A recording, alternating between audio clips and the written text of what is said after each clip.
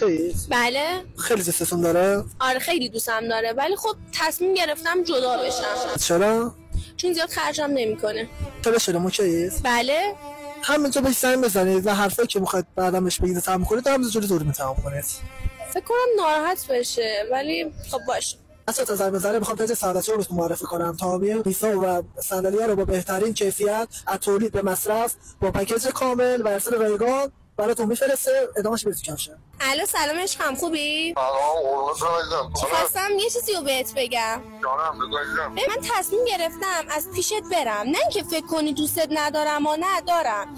غرورم اجازه نمیده به هر قیمتی بمونم. کنار تو احساس کم ارزش بودن میکنم. انتظاراتم اونجوری که باید بشه برآورده نمیشه. بارها خواستم حرفمو بهت بزنم اما روم نشد. پایان این رابطه برای جفتمون بهتره. دوستت دارم اما خب میخوام برم. خودت میدونی که من چقدر دوستت دارم. تقصیر تو نیست. ما بچه بی پولا رو حتی خانواده‌مون هم گردن نمیگیره. تو دیگه جای خود زدی.